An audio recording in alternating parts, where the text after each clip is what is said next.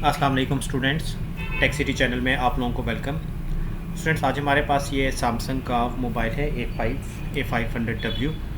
इसका screen lock हटाना है तो ये आपको पता है कि हार्ड रीसेट या रीस्टोर फ्लैश से हटाया जा सकता है। बट इस वक्त सेट के साथ प्रॉब्लम ये है कि इसका होम बटन काम नहीं करता, ख़राब है।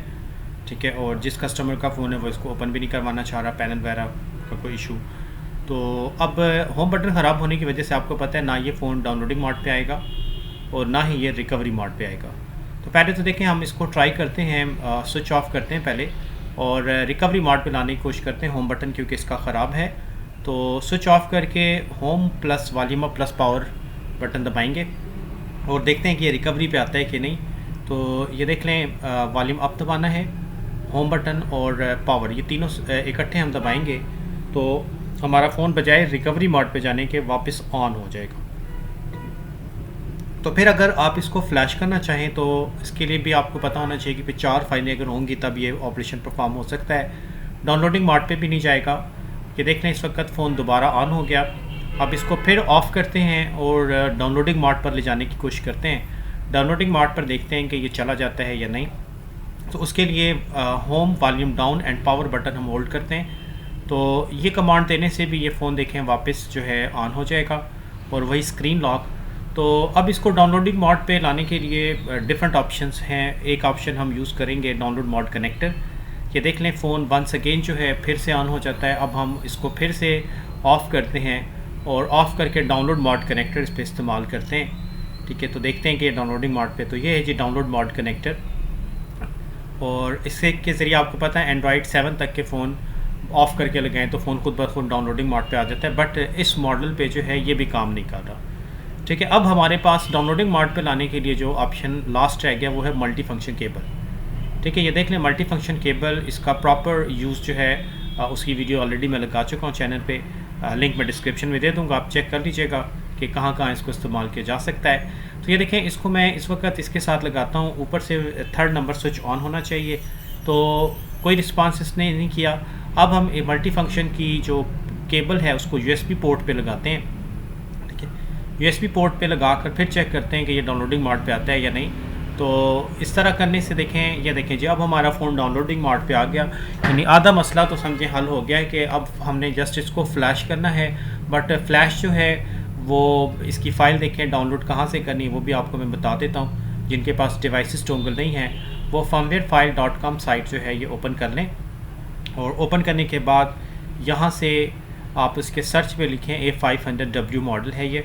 ठीक है, इसके सर्च पे हम टाइप करते हैं A500W, Samsung A500W, just A500W ही लिखते हैं तो चल जाएगा, सैमसंग लिखना नेसेसरी नहीं है। ये देखें, ये इसका फर्मवेयर आ गया और इसका फर्मवेयर जो है ये देख लें, कनाडा का फर्मवेयर 1st नंबर पे, एंड्रॉयड 6 के साथ इसका साइज़ भी आ गया है, ऑडिट टूल भी दिया हुआ है इन्होंने। तो यहाँ से आप ये नीचे 2 ब्लू और ग्रीन बटन नज़र आ रहे हैं, यहाँ से आप कोई भी एक फर्मवेयर डाउनलोड कर लें। सारे एंड्रॉयड 6 पे हैं और फ़ोन भी डेफिनेटली अपडेटेड होगा, एंड्रॉयड 6 पे होगा।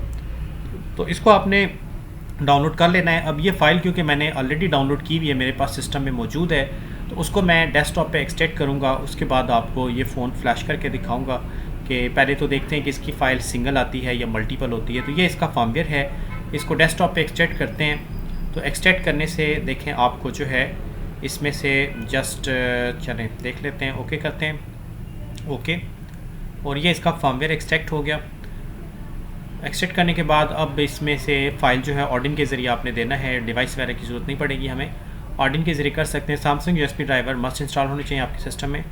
तो ऑडिन प्रोग्राम रन करते हैं और क्योंकि एंड्रॉयड 4, 5, 6 वगैरह की चलें जी AP बटन पे क्लिक करते हैं और यहाँ से ये फर्मवेयर देते हैं तो इसकी एक ही फ़ाइल आती है। ठीक है, ये याद रखें, एंड्रॉयड 4, 5, 6 की ज़्यादातर आप कहीं से भी फ़ाइल डाउनलोड करेंगे तो एक ही फ़ाइल आएगी और इस एक फ़ाइल के अंदर अगर यूज़र डाटा और कैशे ना हुई तो फिर हमारा फ़ोन का जो है स्क्रीन लॉक ओपन नहीं होगा। ये देख लें, ये फ़ाइल लोड होगी। अब मैं स्टार्ट बटन पे क्लिक करके फ़्लैश करता हूँ। आप शायद हैरान हो रहे हो कि ये जो ID कॉम पे 2 ब्लू इंडिकेशन क्यों आ रही हैं, एक आती है यहाँ पे। तो दूसरी आने की वजह है कि ये स्क्रीन रिकॉर्डर पे एक सैमसंग J500 लगा हुआ है ADP मोड पे, इस वजह से ये ब्लू इंडिकेशन एक उसकी है और एक इस फ़ोन की है। तो ये देखें, ये AP फाइल से मैंने फ़ोन फ्लैश करवा दिया, फास्ट स्पीड पे मैंने चलाया ताकि कम से कम वक्त में आपको समझा सकूँ। ये अपडेटिंग प्रोसेस फ़ोन पे स्टार्ट हो गया और इसके बाद देखें फ़ोन ऑन होगा तो ऑन होने के बाद देखते हैं स्क्रीन लॉक इसका ओपन होता है या नहीं। ठीक है, जस्ट हमने अपडेट फ्लैश किया है इसको, क्योंकि इसकी फ़ाइल ही एक आई थी, एक फ़ाइल। तो देख लीजिए कोई स्क्रीन लॉक नहीं खुला।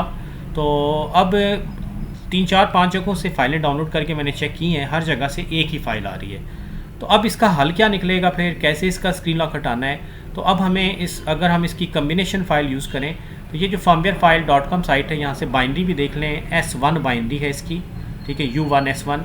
तो जितने भी फर्मवेयर थे सारे U1 S1 बाइनरी वाले हैं। ठीक है, और एंड्रॉयड 5 भी आपको नज़र नहीं आ रहा।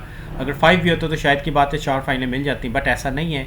बाकी फ़ाइलें भी आप डाउनलोड करेंगे तो एक ही फ़ाइल मिलेगी, तो एक फ़ाइल से फ़ोन फॉर्मेट नहीं होगा।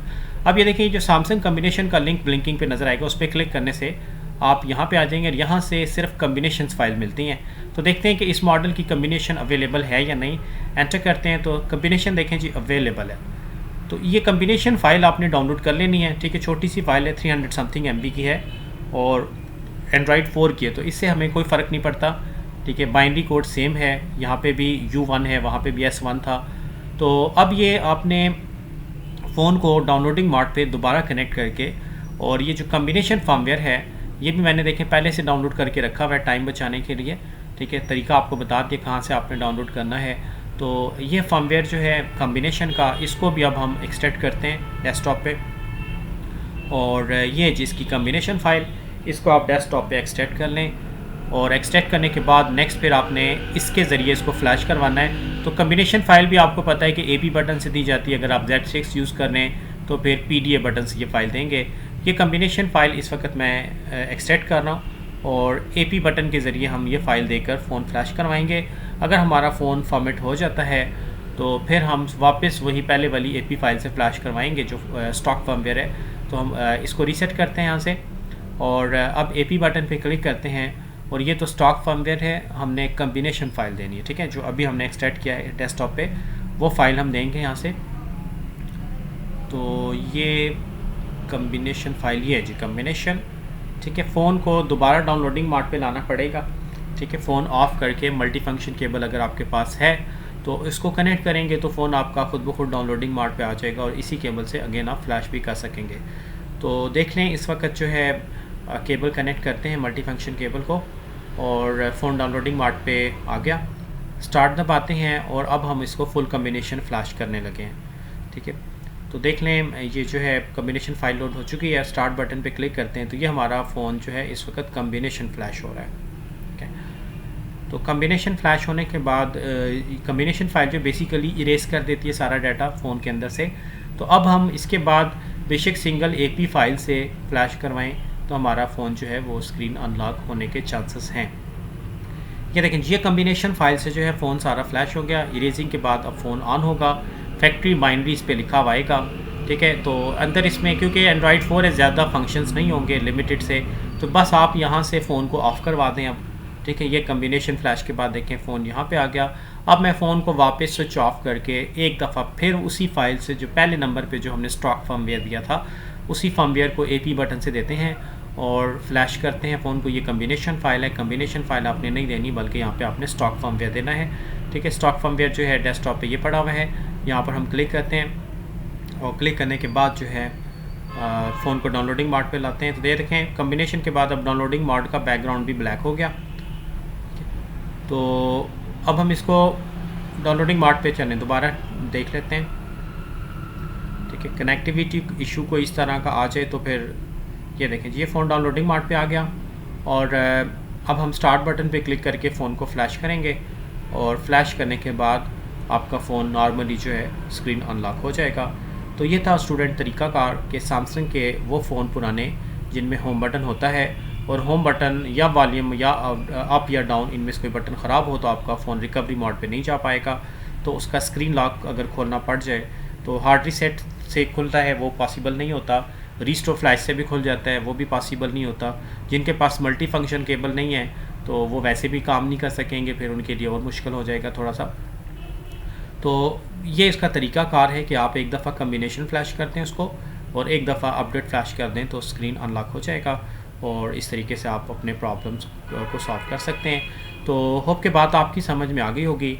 तो इस वीडियो में इतना ही रखते हैं, नेक्स्ट वीडियो के साथ फिर इंशाल्लाह ताला हाज़िर होगा। तब तक के लिए अल्लाह हाफ़िज़।